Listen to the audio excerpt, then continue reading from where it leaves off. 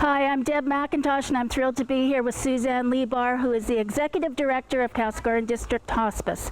Suzanne, you've been around for a while now, and one of the things I have to say about hospice is it went from a very quiet, lovely organization to an organization that's risen to national levels.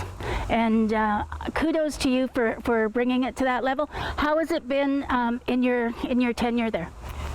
Thank you, Deb, and it's really nice to be here with you. Of course, we've seen major changes over the 14 years that I've been with Castlegar District Hospice.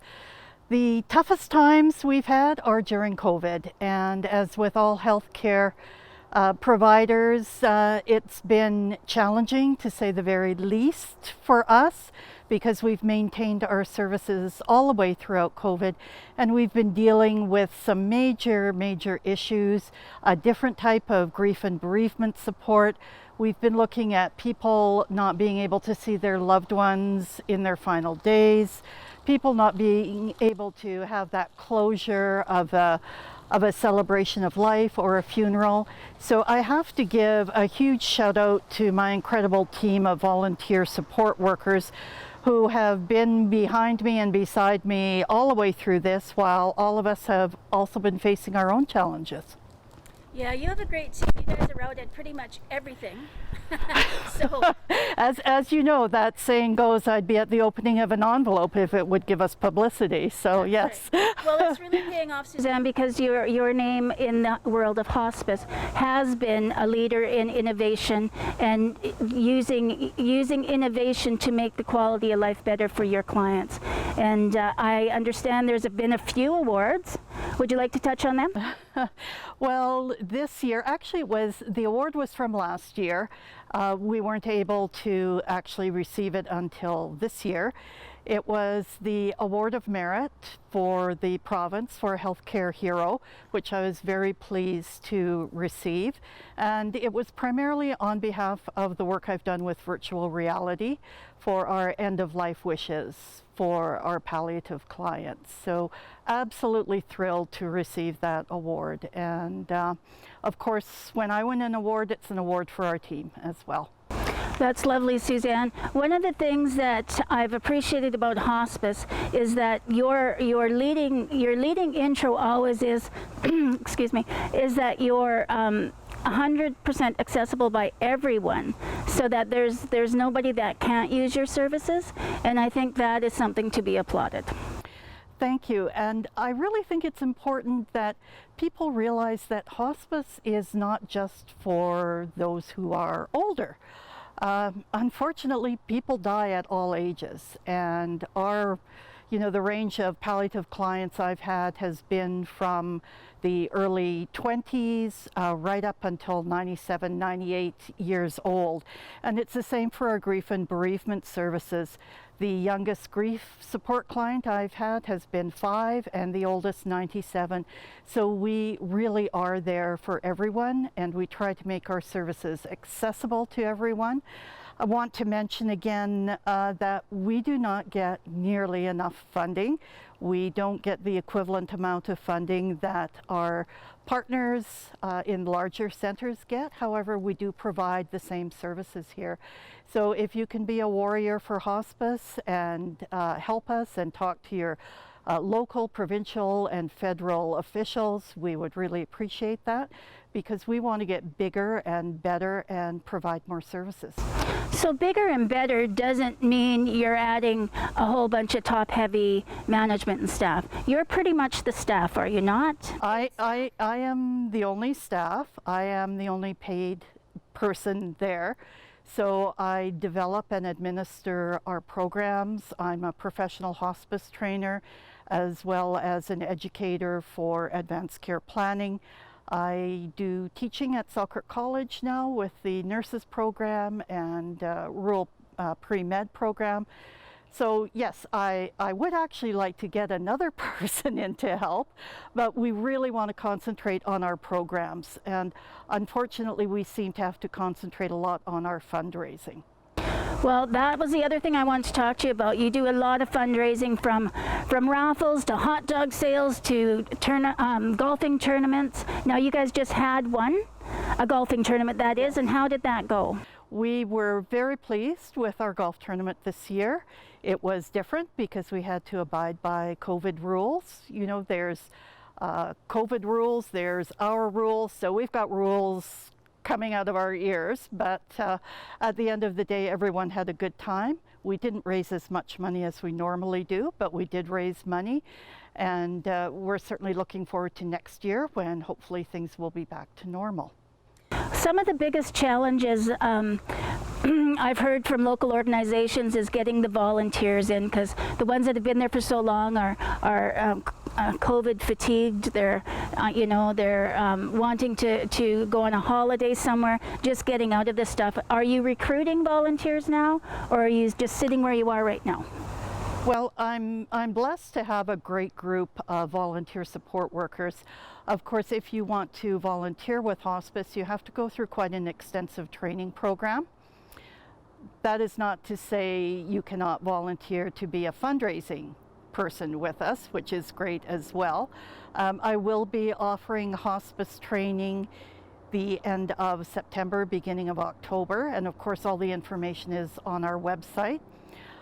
Since I've been working with Selkirk College, I've had a lot of the nursing program students come on board as hospice volunteers, and it's been great. You know, as word spreads about what we do and, you know, what we're there for in the community, more and more people have wanted to come on board with us. So it's wonderful.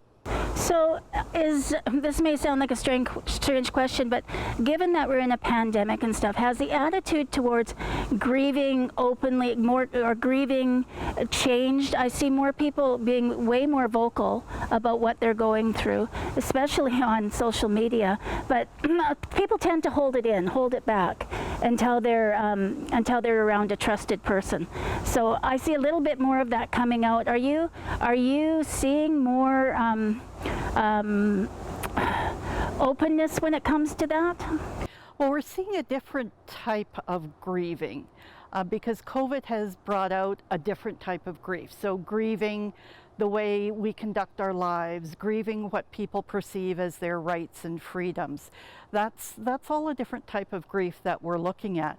And I've seen an increase of over 500% of grief and bereavement clients coming in to the society. So we have been overwhelmed, to say the very least.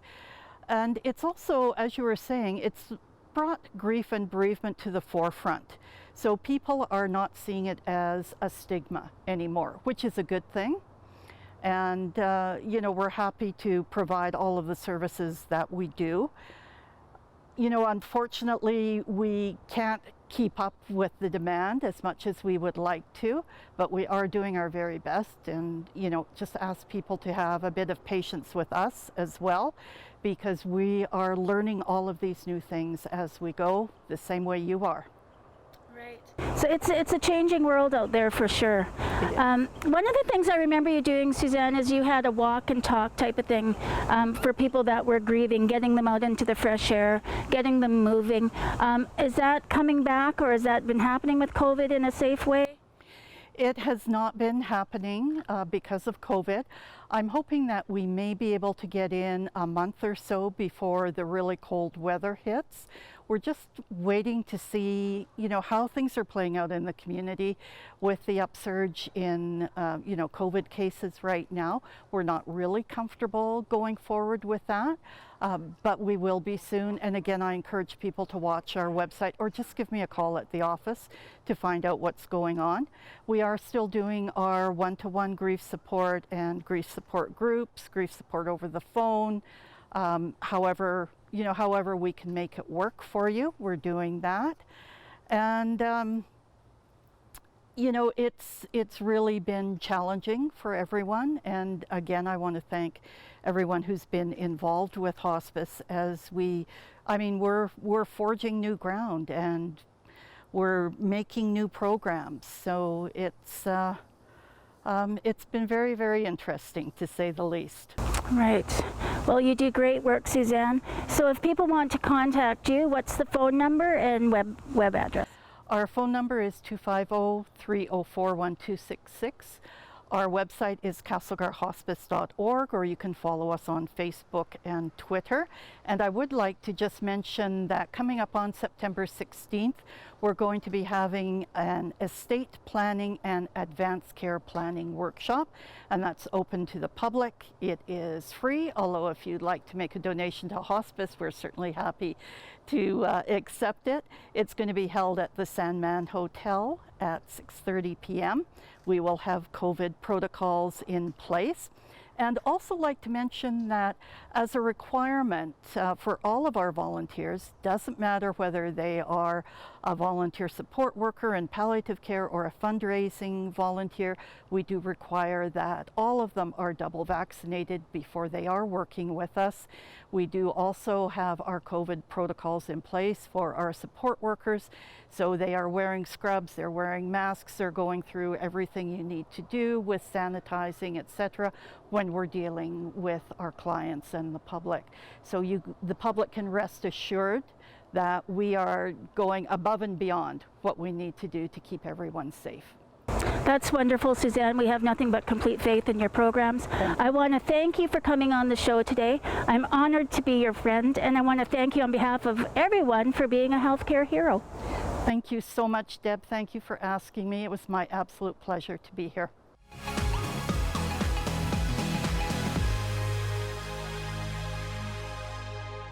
Hi everyone, I'm here with Sandy McCreight, the founder and coordinator of the IRIS program.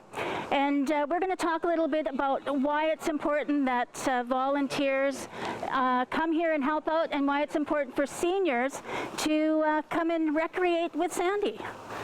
Sandy, so you founded the program. When people said, really, what is she doing? How is she going to pull this off? And you rose way above all expectations.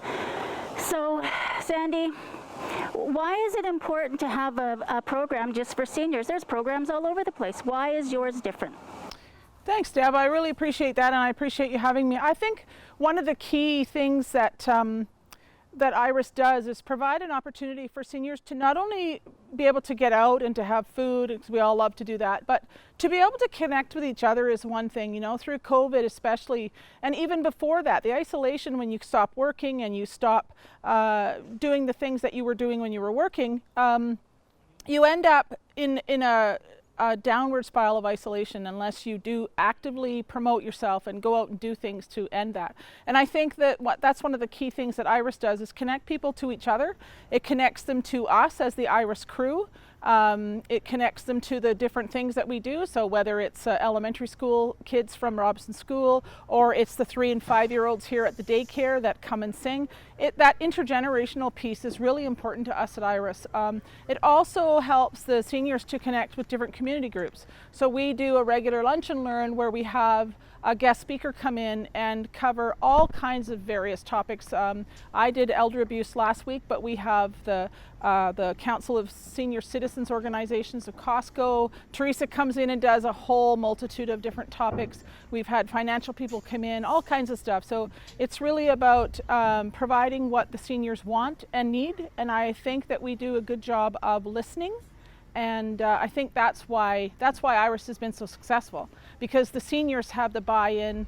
The seniors decide what's going to happen and when and how, and they have a real a commitment, but a pride. So Sandy, IRIS, what does that stand for? What goes behind that name? So IRIS is an acronym, stands for Increasing Recreation Involving Seniors, and it was created to give seniors, our older adults, a safe space to go where they can recreate all kinds of things, healthy food, exercise classes, learning, all of those things. So that's what IRIS is. That's wonderful. And how do people contact you or get involved? Or if there's seniors out there that don't know about you, what do they do to get involved? So we don't have a membership. There's no fee. You don't have to join. You just come to events. Anything that has registration that's required, so lunch and learn or lunch like we're doing today, that kind of thing, you need to register. So the phone number for IRIS is 250-608-0706. And if people want to volunteer or email instead of calling, they can email castlegarcrn@hotmail.com. Well, Sandy, I personally think you're a powerhouse, and the things that you're able to do, I think, are absolutely wonderful and so beneficial to the community, because many, many times for many years, seniors have been ignored as to what they need and been given what people think they need. Yeah. So for them to direct the program and lead the program is 100% commendable on your part and your team's part. So thank you very much for giving them a voice. Thank you. I appreciate it. So Sandy, you also said that volunteers are the backbone of your society, the ones that keep it going.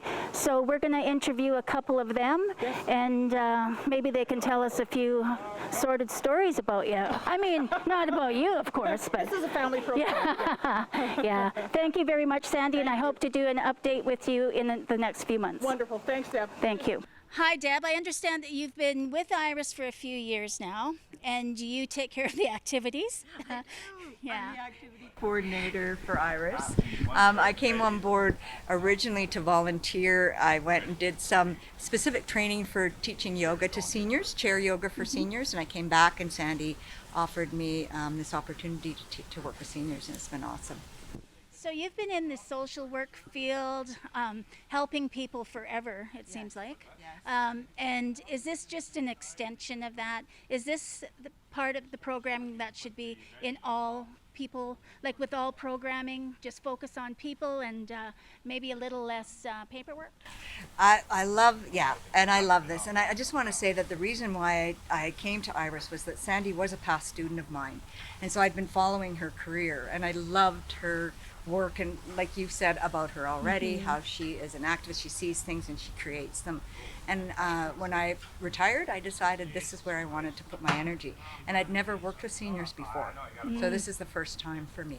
Right. And I love what it offers, and I love what we offer, and what seniors bring to this program.